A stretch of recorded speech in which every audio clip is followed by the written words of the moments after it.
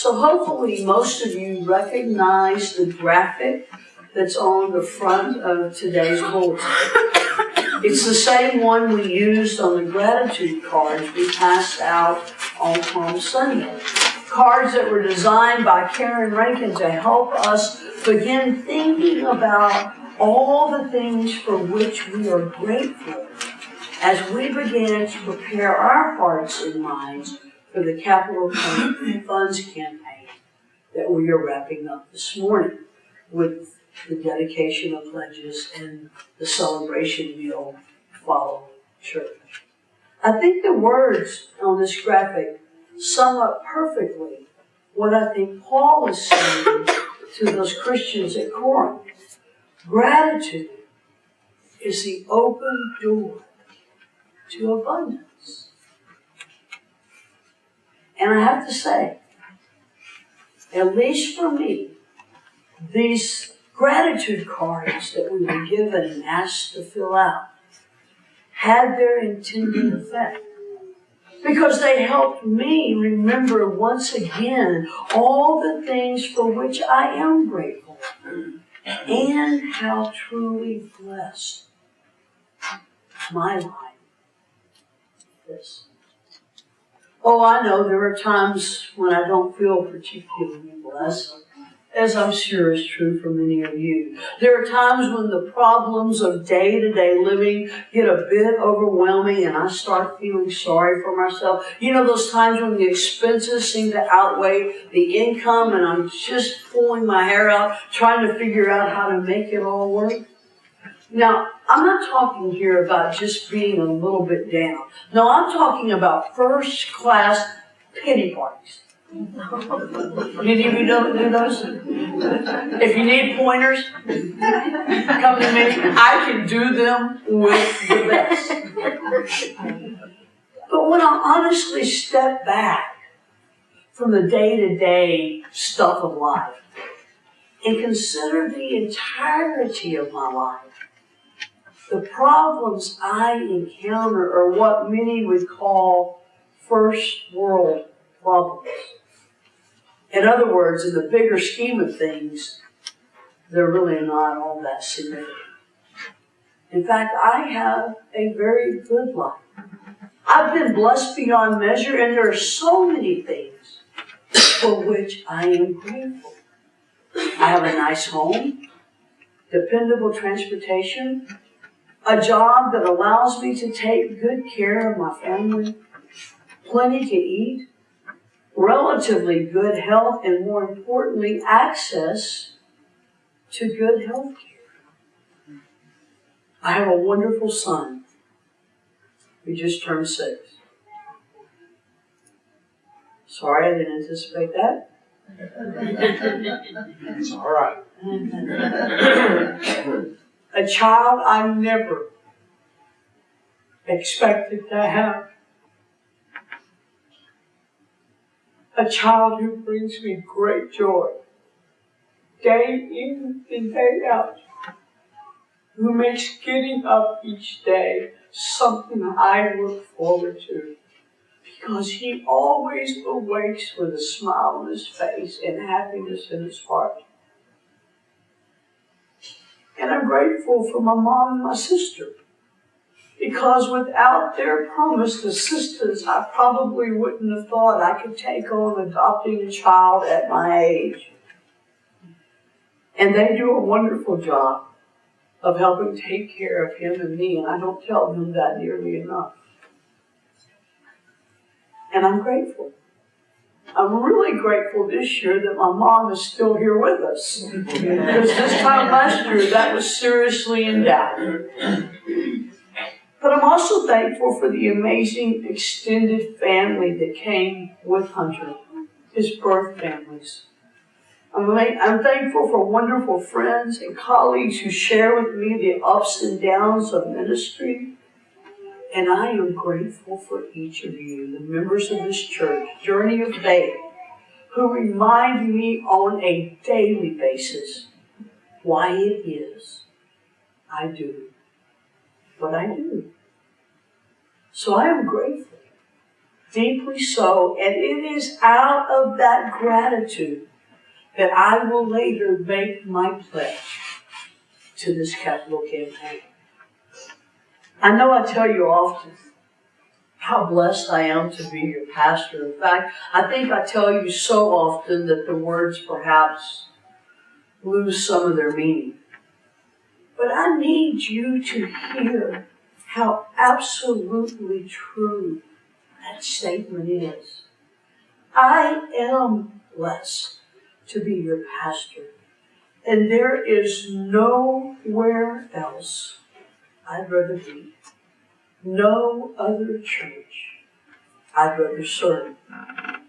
This past week I had coffee with a colleague, and he made the mistake of asking about Journey of Faith and about why I'm so passionate about the ministry we're doing here, about why I'm so committed to a church where all God's children are truly welcome and accepted. An hour and a half later, I'm pretty sure he was sorry he asked.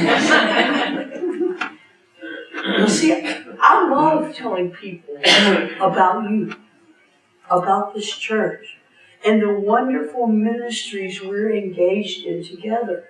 Ministries like this new LGBTQ group that on their second meeting had 24 adults and 16 kids in youth in attendance. That's amazing. I think I told Amanda, or Jennifer, one of you, I told you that that's probably, or maybe it was Christy, one of the most successful ministries we've ever started. Nothing we've ever done has taken off like that. We're meeting a need, obviously. And I'm grateful for those of you who stepped up to be leaders for that group. I'm grateful for the care community's presence and our recent addition of a third care team. That's a lot for our little church. And I'm grateful for your commitment to being in mission and ministry to people outside these walls. But what I basically told my colleague in that hour and a half he had to listen to me go on about you is that Journey of Faith, I think, is the church I've always been called to serve. And that God used the first 14 years of my ministry to prepare me for this church. I want to tell you a story. And some of you, many of you perhaps have heard it before, but I'm going to tell it again because it has a lot to do with who I am as a pastor and how I got here. In fact, this story plays a tremendous role in my own call to ministry. So if you've heard it before, I apologize because you're going to hear it again. But here it goes.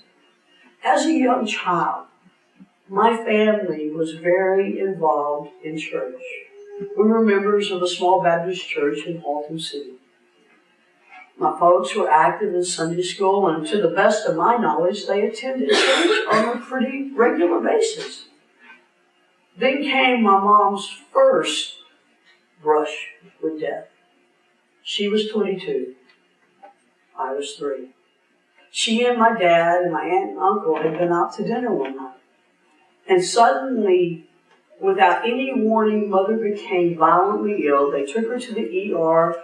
They packed her in ice, and her temperature spiked to what, Mom, 105? 106. 106. It was touch and go.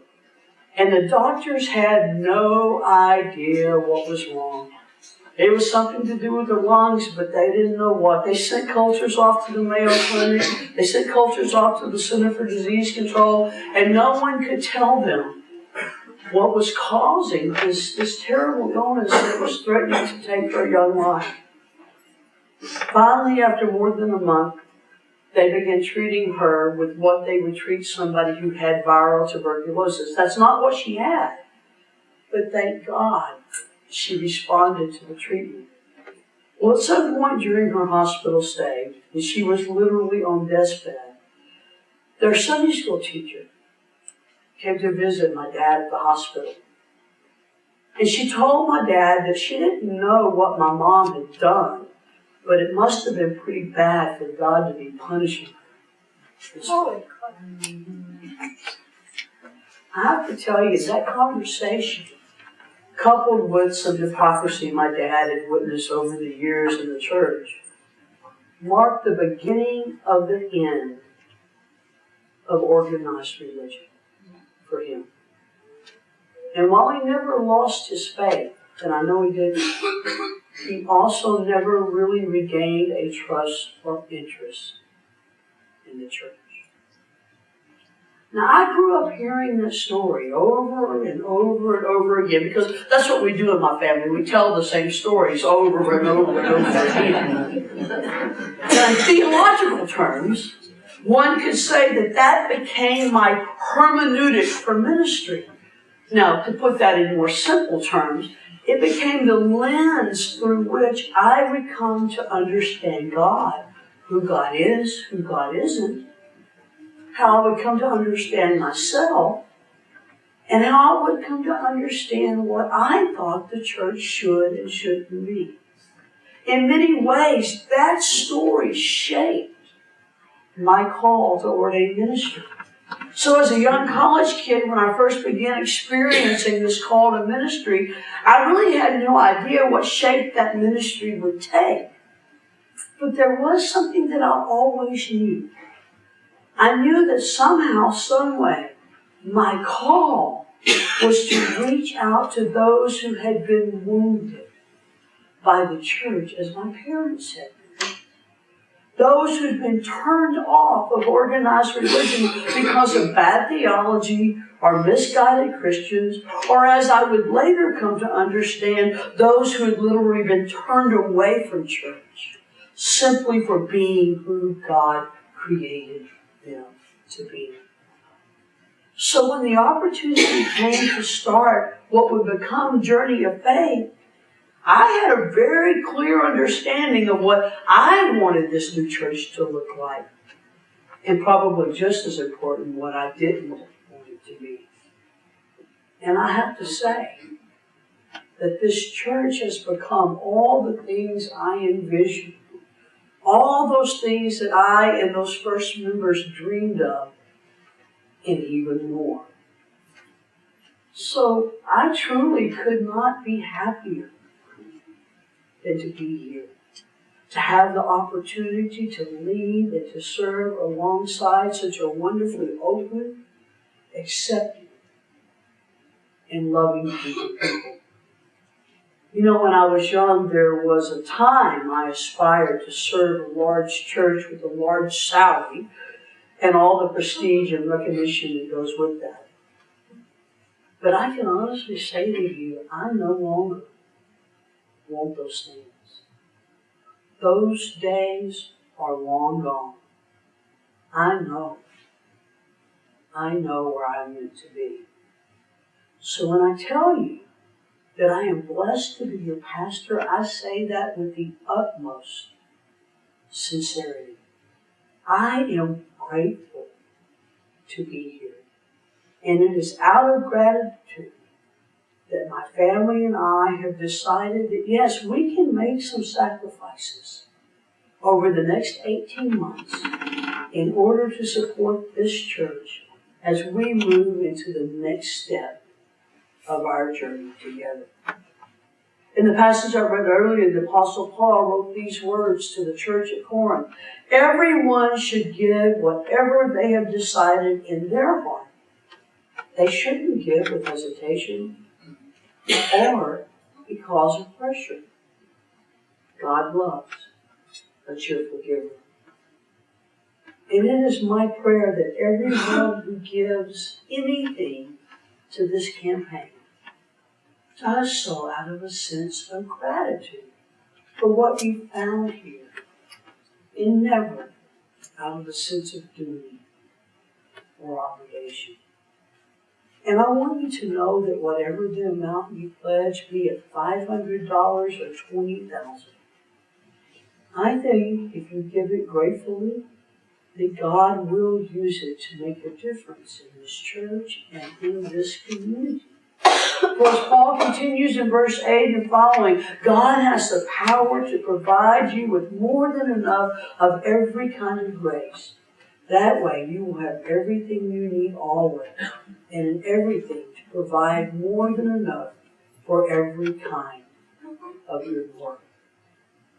The one who supplies seed for planting and bread for eating will supply and multiply your seed and will increase your crop, which is righteousness. God has already done good things in and through a journey of faith. We have been blessed as a church family. But folks, God is not through with us yet. There is more work to be done. And if we're faithful, and if we continue to seek God's guidance in all that we do, if we continue to be this welcoming, loving, accepting place, if we continue to work for justice for all God's children, then I believe we will continue to grow.